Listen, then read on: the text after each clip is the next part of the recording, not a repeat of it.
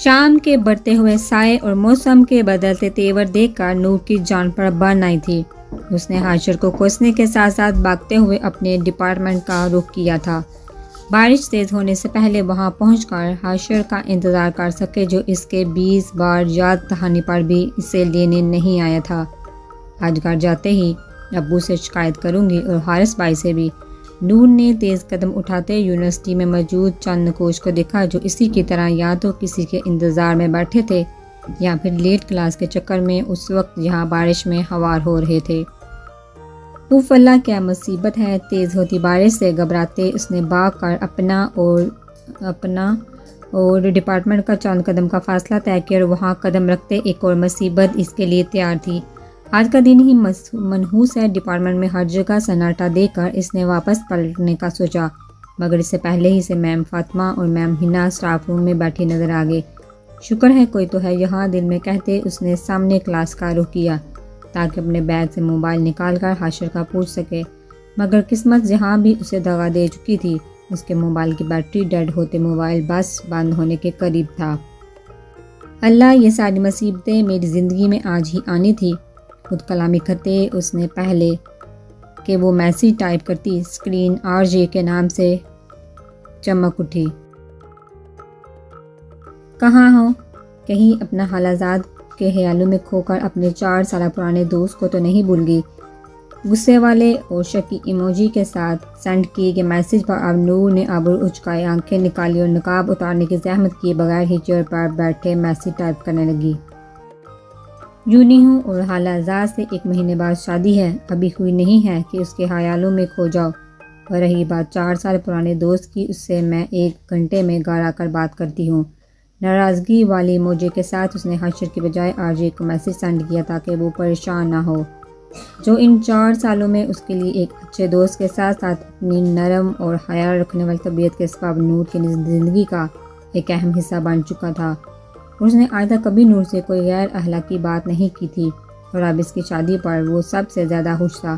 ہر معاملے میں نور کا ساتھ دینا، اس کی ہر بات کو اہمیت دینا، ہر تکلیف میں اس کے ساتھ رہنا، حتیٰ کہ اس کے ساتھ درد پر بھی وہ ساری رات جاگتا اور بے چین رہتا تھا اور بار بار اسے میسیج کرتے اس کی طبیعت کا پوچھتا، جس سے نور اکثر تنگ بھی آ جایا کرتی تھی۔ پر اس کا فکر کرنا، ہر وقت اپنے لیے بے چین دیکھنا اب نور کو بھی اچھا لگنے لگا تھا۔ اس کا موبائل آف ہو گیا تھا۔ اف، اب کیا کروں میں؟ موبائل ہاتھ میں لیے اس نے متلاشی نظروں سے باہر دیکھا جہاں کچھ لوگ ڈپارٹمنٹ میں وقفے سے داخل ہو رہے تھے، جو شکل سے تو یونی کے اسٹوڈنٹ ہی لگ رہے تھے، مگر پھر بھی نور کو ایک ساتھ تقریباً 20 کے قریب لوگ دیکھ کر گھبراہٹ ہوئی۔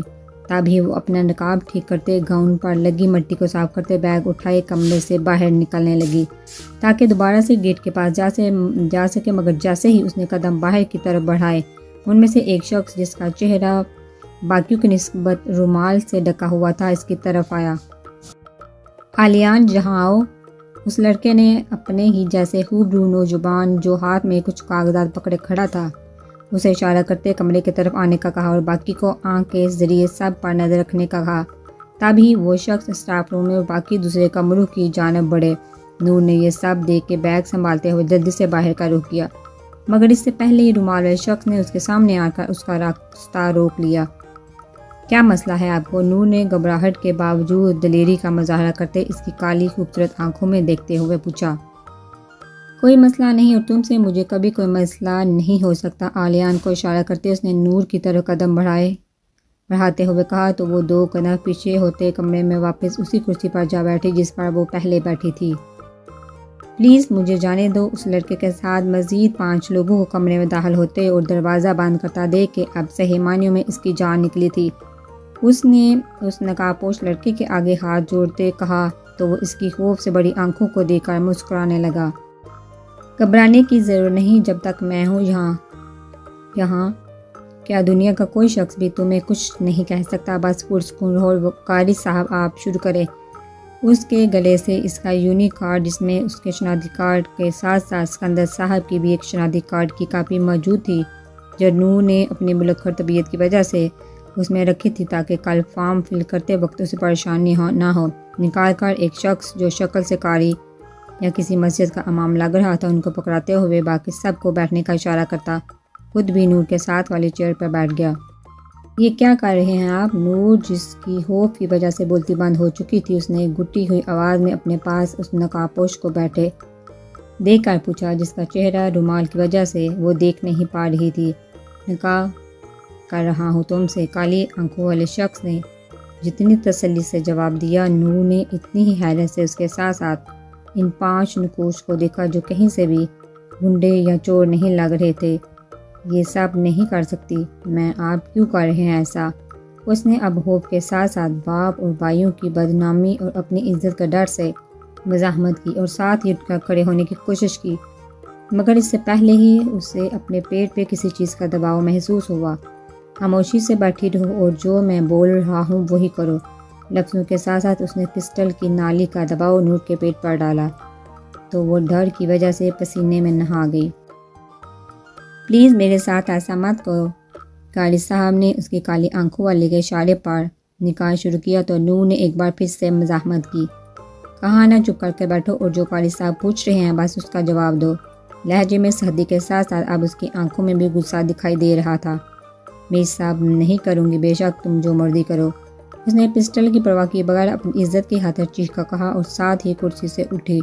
ٹھیک ہے، تمہیں تو میں کسی صورت نہیں مار سکتا، بس تمہاری میم اور جو کچھ اسٹوڈنٹ تمہاری دوسری کلاس میں موجود ہیں انہیں تمہارا انکار اور یہ چیخنا چلانا 2 منٹ میں اس دنیا سے اس دنیا تک پہنچا دے گا۔ نور کے چیخنے کا کوئی بھی اثر کیے بغیر اس نے موبائل نکال کر کار میں لائی اور اس کی طرف دیکھتے ہوئے ایک شخص کا نام لے کر اسے شوٹ کرنے کا کہا تو نور کی آنکھیں خوف سے مزید پھیل گئی۔ پلیز ایسا مت کرو، انہوں نے تمہارا کیا بگاڑا ہے؟ باقی 5 نقوش کو خاموش دیکھ کر نور نے اس کالی آنکھوں والے کے سامنے ہاتھ جوڑے۔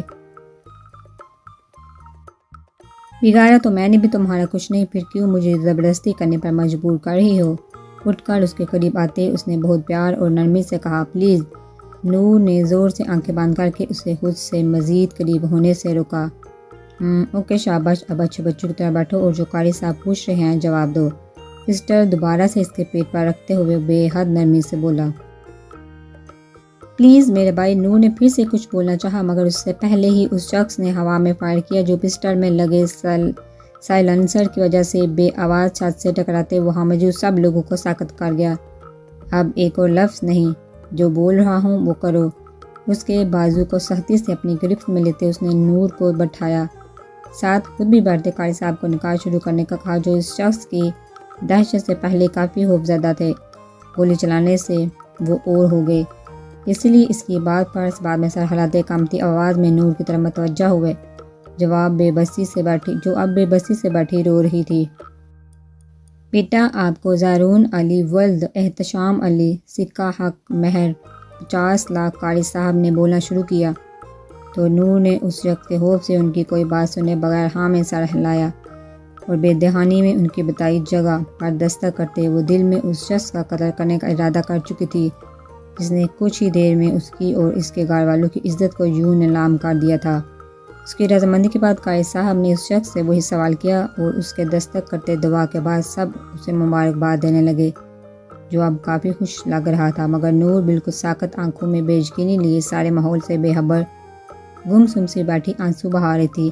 آپ لوگ باہر انتظار کریں، میں آتا ہوں، ان سب سے کہتے وہ اس کی جانب متوجہ ہوا جس کی آنکھوں میں مسلسل گرتے آنسو اب اسے تکلیف دے رہے تھے۔ تو سویٹ ہارٹ، آج سے تم میری ہو، صرف میری۔ ان کے جاتے ہی زارون نے دروازہ بند کر کے نور کا ہاتھ تھاما تو وہ بدک اٹھی۔ تم نے جو میرے ساتھ کرنا تھا کر چکے، اب پلیز میرے قریب مت آنا۔ اس کی بات پر ہوش میں آتے اس نے خالی کمرے کو دیکھ کر بدحواسی میں کہا، قریب کب آیا؟ بس تمہیں منہ دکھائی دینا چاہتا ہوں۔ وہ قدم آگے بڑھاتے ہوئے اس نے نور کے نقاب میں چھپے چہرے کو دیکھتے اپنی پیش رفت جاری رکھی۔ پلیز تم جو بھی ہو، پلیز میرے قریب مت آنا۔ پیچھے دیوار کے ساتھ لگتے اس نے پھر سے ہاتھ جوڑے، قریب آنے کا سرٹیفکیٹ مجھے چند منٹ پہلے اللہ کی طرف سے مل چکا ہے، اور رہی بات کچھ کرنے کی تو میری جان، میں ایک کام تمہاری مرضی کے خلاف کر چکا ہوں، دوسرا نہیں کروں گا۔ دیوار پر ایک ہاتھ رکھتے اس نے دوسرے ہاتھ میں پکڑی پسٹل نور کی پسلی میں رکھی۔ مجھے جانے دو، مجھے جانے دو۔ خوف سے آنکھیں بند کرتے وہ اس کی اس قدر قربت پر پریشان ہوئی۔ چلے جانا، ویسے بھی تمہارا بھائی اب بھی اپنی بائک ٹھیک کروا رہا ہے۔ اسے آنے میں کچھ وقت لگے گا، تب تک تم اور بس میں۔ آنکھوں میں شوہے لیے اس نے نور کے کان کے قریب ہوتے سرگوشی کی تو وہ حاشر کے حوالے پر رونا بھول کر پوری آنکھیں کھول کر اسے دیکھنے لگی، جو مسکراتی آنکھوں سے اسے دیکھتے اوپر لگے سوئچ بورڈ پر ہاتھ مار کر لائٹ بند کر چکا تھا۔ پلیز، اس کا ہاتھ اپنی کمر پر محسوس کرتے وہ اندھیرے اور انجان شخص کی قربت پر پریشان ہو کر پھر رونے لگی، کیونکہ باہر شام کے سائے ڈلتے اور بارش کی وجہ سے پہلے ہی اندھیرا تھا اور اب اس کی لائٹ بند کرنے سے پورا کمرہ تاریکی میں نہا گیا۔ مگر پھر بھی ایک طرف دروازے کی جڑ سے تھوڑی سی روشنی آ رہی تھی۔ رویا مت کرو، تمہارا رونا مجھے تکلیف دیتا ہے۔ پسٹل کی نال مزید اس کے پیٹ میں گھساتے وہ باہر سے آنے والی ہلکی روشنی میں اسے دیکھتے ہوئے بولا، پلیز، میں نے تمہارا کیا بگاڑا ہے؟ نور نے اس کا رومال ہٹانے کی جرت نہیں کی۔ کچھ نہیں بگاڑا، تم تو میری جان ہو۔ ہاتھ سے اس کی پن اتار کر اسے نقاب سے آزاد کرتے وہ اس کے گلابی چہرے کو دیکھنے لگا جو رونے کی وجہ سے سرخ ہو چکا تھا۔ بیوٹیفل مائی ڈیئر، مائی ڈال، مسکراتے ہوئے زارون نے اس کی بوری آنکھوں میں دیکھا اور ساتھ ہی اسے اپنی آنکھیں بند کرنے کا حکم دیا، جب کسی بھی تاثر کے بغیر اسے دیکھ رہی تھی۔ اس پر کوئی اثر ہوتا نہ دیکھ کر زارون نے پسٹل پیٹ میں رکھتے اس کی کمر میں ہاتھ رکھ کر اس سے قریب کیا، جو بے خوفی سے اب اسے دیکھ رہی تھی، مگر اس کے اگلے عمل سے وہ ڈر اور بے خوفی، غصے اور بے بسی میں بدل چکی تھی۔ جب زارون نے خود اندھیرے والی سائڈ پر ہوتے اسے کمر میں پکڑ کر تھوڑا اوپر کر کے اپنا رومال ہٹا کر اس کے ہونٹوں پر جھکتے اپنے رشتے کی پہلی مہر ثبت کی، تو نور نے اس کے عمل پر اس کی شرٹ کو سختی سے مٹھیوں میں دبوچ کر اپنی آنکھیں زور سے بند کی۔ چند سیکنڈ بعد وہ اپنی شدت کا اظہار کر کے پیچھے ہٹا تو اس کے چہرے پر رومال پھر سے موجود تھا۔ شادی مبارک ہو مائی بیوٹیفل ڈال، پیچھے ہٹ کر اس کی بند آنکھوں کو دیکھتے ہوئے بولا اور اس کے اسکارف کو پکڑ کر واپس پن لگاتے پھر سے اس کے کان کے قریب جھکتے سرگوشی کی۔ مجھے ہمیشہ پاک چیزیں پسند ہیں اور میں کبھی بھی کسی ناپاک چیز کو نہیں چھوتا، اور تم میرے لیے چیز نہیں بلکہ میری پرنسس ہو، اور تمہیں میں کیسے نامحرم ہو کر چھو سکتا تھا۔ اپنی بات مکمل کرتے اس نے لائٹ آن کی، اس کی کمر سے ہاتھ ہٹاتے الگ ہوا تو نور نے جلدی سے اپنی آنکھیں کھولی جو رونے کی وجہ سے سرخ ہو چکی تھی۔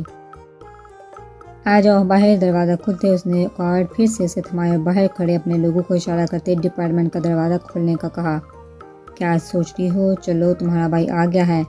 اسے وہیں کھڑا دیکھ کر زارون نے بیگ اس کو پکڑایا، جو حاشر کے آنے کا سنتے ہی کچھ بھی سوچے بغیر بیگ اٹھاتے جلدی سے کسی کو دیکھے بغیر باہر کی جانب لپکی بھاگی۔ اس کے جاتے ہی زارون نے اپنے بندے کو باہر نکالنے کا کہتے اپنی شناخت کے متعلق وہاں موجود لوگوں کے ساتھ ساتھ نور کے ذہن میں بھی کئی سوال چھوڑ گیا تھا۔